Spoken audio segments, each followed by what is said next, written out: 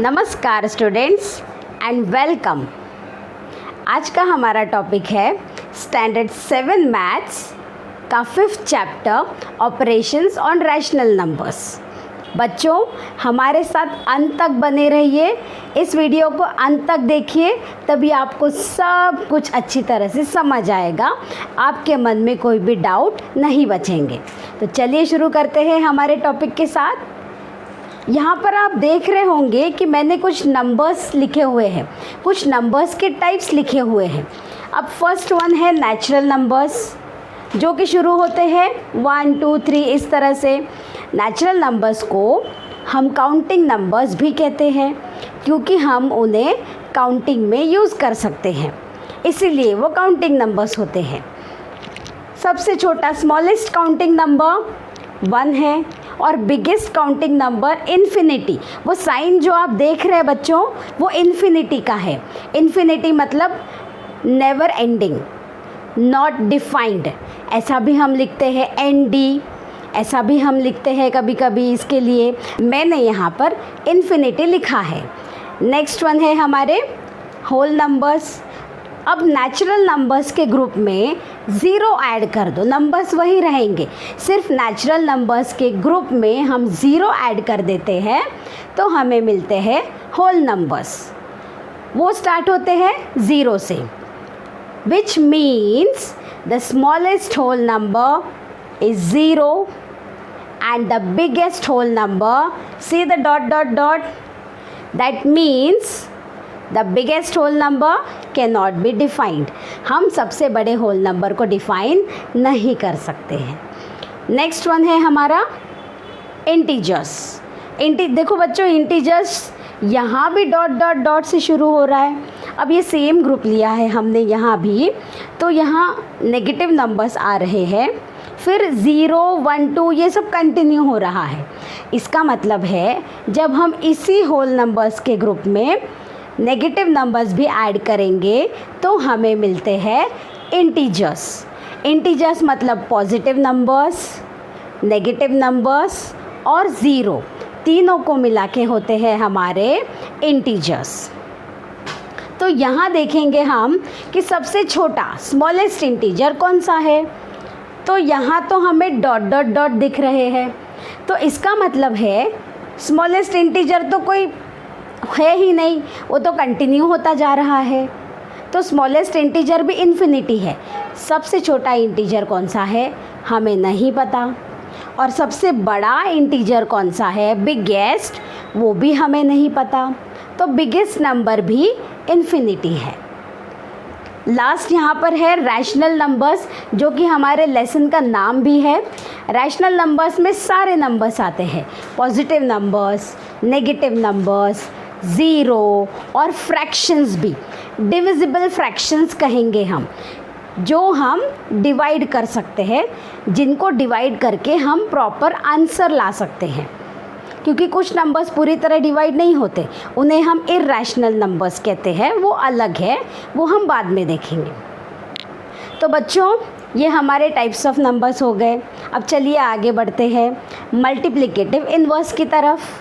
अब देखिए बच्चों, हमारा नेक्स्ट टॉपिक है मल्टीप्लिकेटिव इन्वर्स।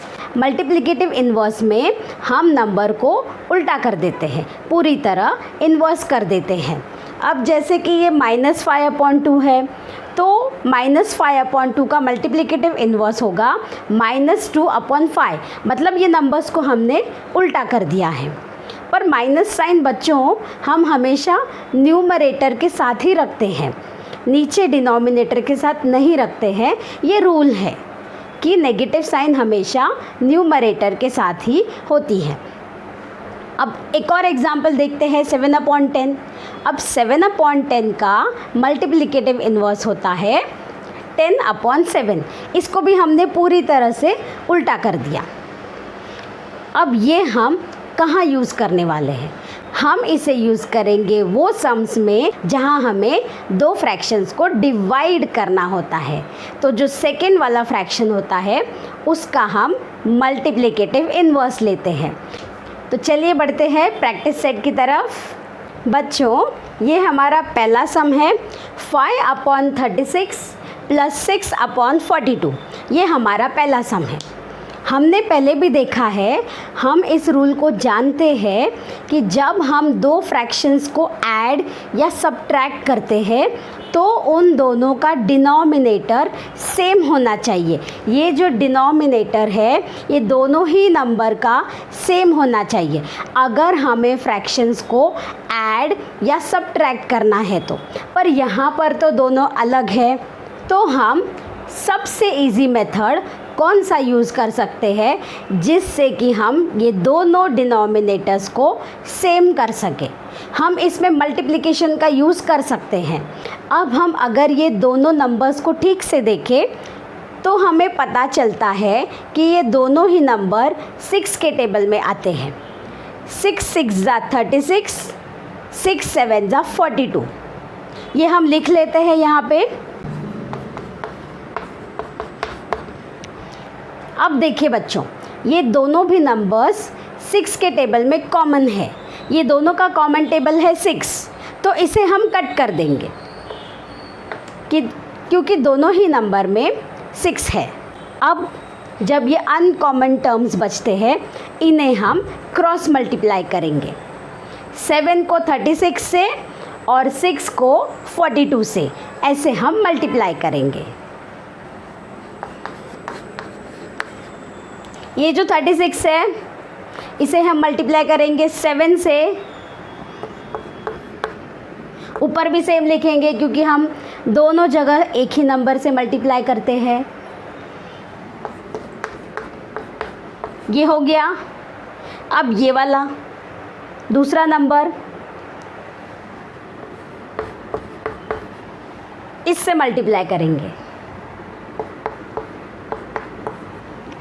अब देखिए बच्चों, अब हमें दोनों जगह पर सेम डिनोमिनेटर मिलेगा। 5 7 ज़ा 35, 36 इंटू 7 अगर आपको नहीं पता मल्टीप्लाई करके देख लीजिए।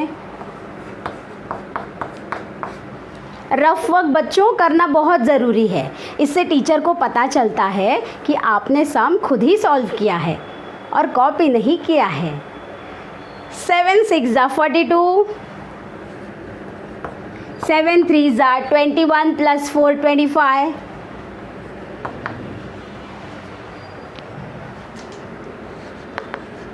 252 आ गया बच्चों। अब इसे 6 6 ज़ा 36, 42 इंटू 6 भी वही आएगा बच्चों। और हम फिर भी करके देख लेते हैं, पर आंसर हमें सेम ही मिलना चाहिए। 6 2 ज़ा 12, 6 4 ज़ा 24 प्लस 1 25। देखिए बच्चों, दोनों ही केस में हमें सेम डिनोमिनेटर मिल रहा है। देखिए कितने आसानी से हमें सेम डिनोमिनेटर मिल गया। और अगर हम डायरेक्टली क्रॉस मल्टीप्लाई करते थे, मतलब 36 को 42 से और 42 को 36 से, तो हमें बहुत ही बड़ा नंबर मिलता था। फिर हमें बहुत बड़ा मल्टीप्लिकेशन करना पड़ता था, पर ये काम हमारे लिए आसान हो गया है। अब देखिए, हम कॉमन डिनोमिनेटर लेंगे जैसे कि हम हमेशा करते हैं, हर सम में करते हैं।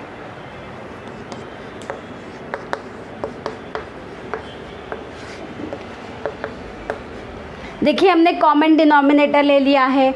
अब इन दोनों को ऐड करेंगे।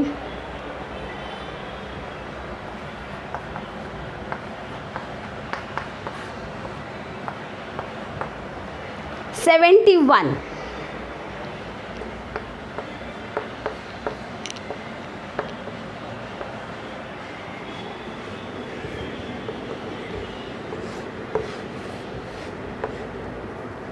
देखिए बच्चों, ये हमारा आंसर आ गया है ना आसान। Thank you for watching till the end.